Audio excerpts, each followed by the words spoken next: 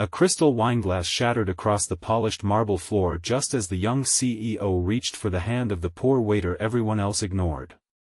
Every conversation inside the grand charity ballroom froze. Her powerful family stared in horror as she smiled at the man carrying an empty serving tray, while one furious relative whispered loudly enough for the entire room to hear that a waitress's son could never belong beside the woman who owned a billion-dollar company. What nobody in that room knew was that the quiet waiter they were humiliating had spent years hiding a fortune larger than every wealthy guest in the building combined, and before the sun set, the truth would change every heart forever. If you believe kindness matters more than money, forgiveness is stronger than pride, and everyone deserves a second chance, please take a moment to like this video, leave a comment, share it with someone you care about, and subscribe to our channel so our community can continue sharing stories that inspire hope. The city of Ashford was famous for its towering glass buildings, elegant parks, and successful businesses, but it was also a place where appearances often mattered more than character. At the center of that world stood Maren Whitmore, the youngest CEO in the history of Whitmore Global Industries. At only 32 years old, she had inherited leadership after her father's sudden passing. While the board expected a timid executive controlled by wealthy relatives, they instead found a woman who valued honesty more than status and compassion more than expensive titles. Employees admired her because she remembered birthdays, visited factory workers by name, and spent afternoons volunteering at local shelters whenever her schedule allowed. Only one thing seemed to disappoint her influential family. Despite endless introductions to wealthy investors, famous attorneys, and ambitious entrepreneurs, Maren never seemed interested in dating anyone from their social circle. She often said that genuine character could never be measured by a bank account, a statement her relatives dismissed as childish idealism. Across town, Rowan Mercer tied a simple apron around his waist every morning before sunrise. Customers knew him only as the cheerful waiter at a small family-owned cafe called Maple Corner. He remembered every regular's favorite breakfast, carried groceries for elderly visitors after his shift, and quietly paid for meals when struggling families came in with empty wallets. Few realized that Rowan drove an old pickup truck not because he couldn't afford something luxurious but because he preferred living simply. Years earlier, Rowan had inherited Mercer Capital after the unexpected deaths of his parents. The investment company controlled billions of dollars and owned major shares in transportation, technology, healthcare, and renewable energy. But the enormous fortune had brought him only loneliness. Friends suddenly competed for his attention.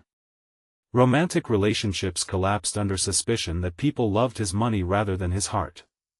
Exhausted by fake smiles and hidden agendas, Rowan appointed trusted professionals to manage the company while he disappeared from public life under strict confidentiality agreements. He chose ordinary work because serving people reminded him of the values his parents had cherished before wealth complicated everything. One bright spring afternoon, Maren slipped away from a stressful board meeting and wandered into Maple Corner hoping for a quiet lunch. She wore simple clothing without company logos or expensive jewelry, wanting a few peaceful moments away from corporate expectations. Rowan greeted her with the same warm smile he offered every customer, never recognizing the famous executive standing before him. Instead of rushing her order, he noticed the exhaustion in her eyes. He brought fresh lemonade on the house because the afternoon was unusually warm and suggested homemade soup because the chef had perfected the recipe that morning. There was no attempt to impress her, no recognition of her wealth, and no expectation of anything in return. For the first time in weeks, Maren laughed without forcing herself. She began returning every few days. Sometimes she arrived after difficult negotiations. Sometimes she simply wanted a quiet meal. Rowan never asked personal questions, but he always seemed to know when she needed encouragement. Their conversations drifted toward childhood memories, favorite books, community service, and dreams for making the world a little kinder. Neither spoke much about careers. Weeks slowly became months. Maren found herself looking forward to lunch breaks more than board meetings. Rowan found unexpected joy in seeing her walk through the cafe door with sunlight following behind her. One sunny Saturday afternoon, they volunteered separately at the same community food bank. Maren arrived carrying boxes of canned goods donated by her company. Rowan spent hours unloading delivery trucks and organizing supplies for struggling families. Seeing each other there surprised them both, neither had come for publicity. There were no photographers, no speeches, and no social media announcements. They worked side by side packing food parcels until every family had enough to take home. Watching Rowan patiently comfort frightened children and respectfully assist elderly visitors revealed a side of him that no expensive resume could ever describe. Marin realized she admired not only his kindness but also the quiet strength beneath his gentle personality. Her feelings grew stronger with every passing week. Eventually, newspapers photographed Marin entering Maple Corner several times. Rumors spread quickly through the business community.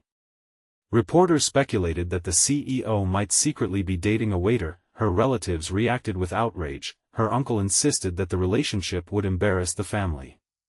Her aunt warned that shareholders would lose confidence.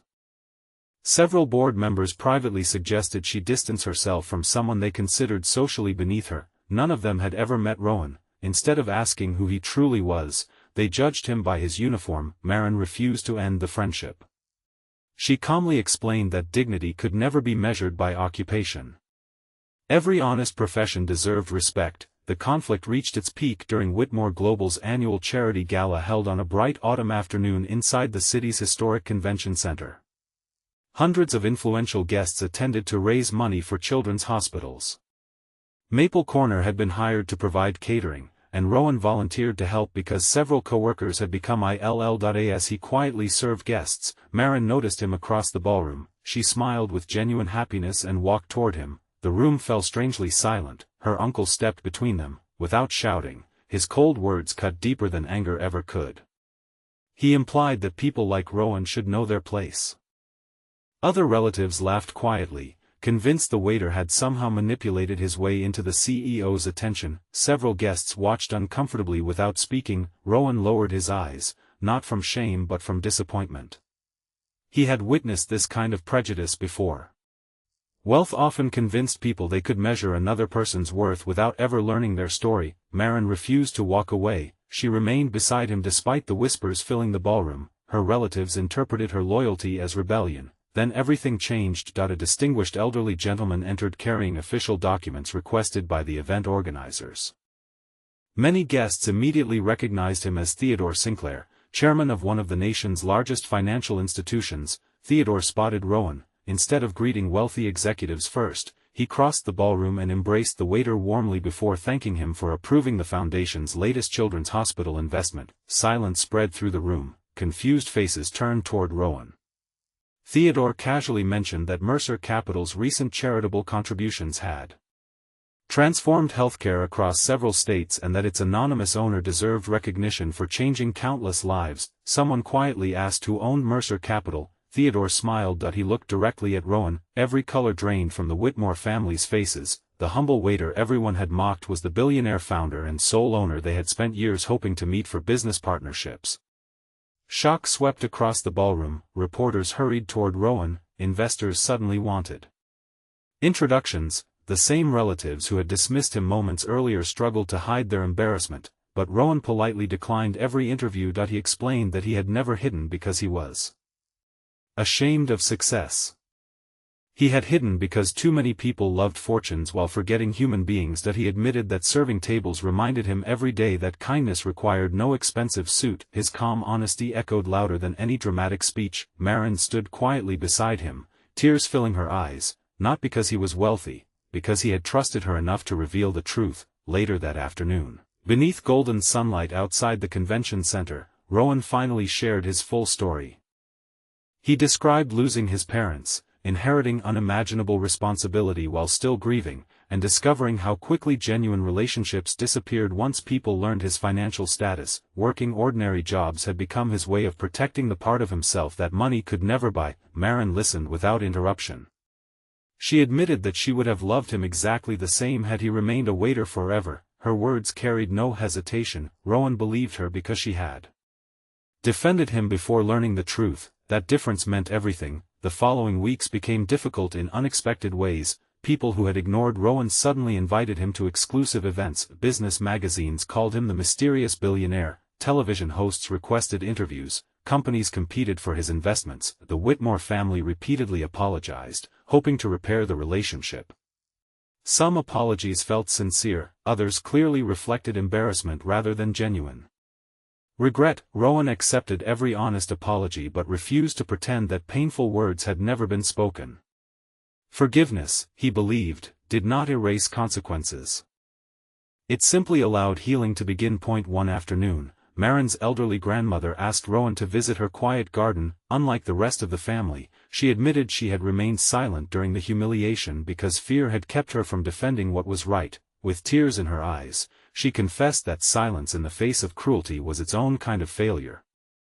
Rowan gently forgave her. He explained that courage often arrived one decision at a time. Her willingness to admit her mistake mattered more than protecting her pride. That conversation inspired the rest of the family to examine their own hearts. Gradually, they began supporting charities without demanding publicity. They spent time volunteering instead of merely writing checks. For the first time in years, wealth became a tool for compassion rather than social status. Months later, Rowan and Marin announced a new partnership unlike anything the business world expected. Instead of celebrating another corporate merger, they created a foundation dedicated to helping hardworking people whose occupations were often overlooked.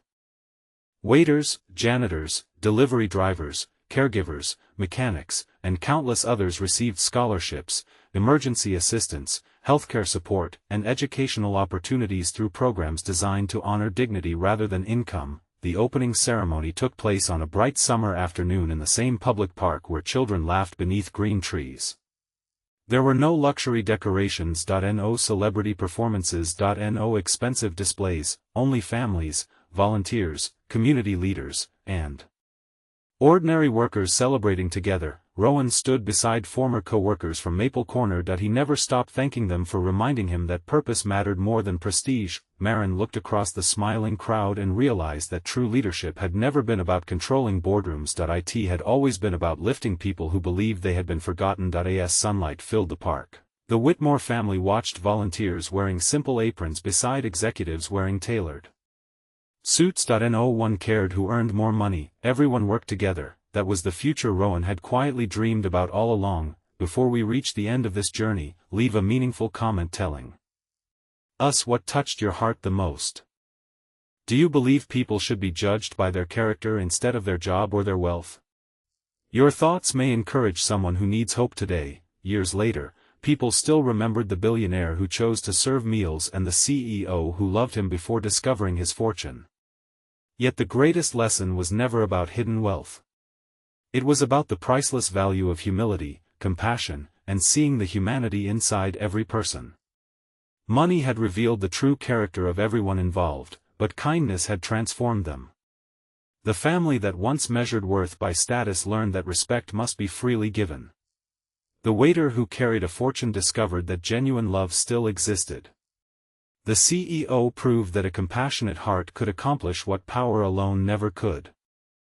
Together they built a legacy that outlived business headlines because it changed lives one act of kindness at a time, reminding everyone that the richest people are not those who possess the most, but those who give the most hope. If this story touched your heart, please like this video, leave a meaningful comment, share it with someone who needs hope today, and subscribe to our channel so you never miss another emotional journey. May we all choose kindness before judgment, forgiveness before pride, and love before appearances, because those choices create the happiest endings of all.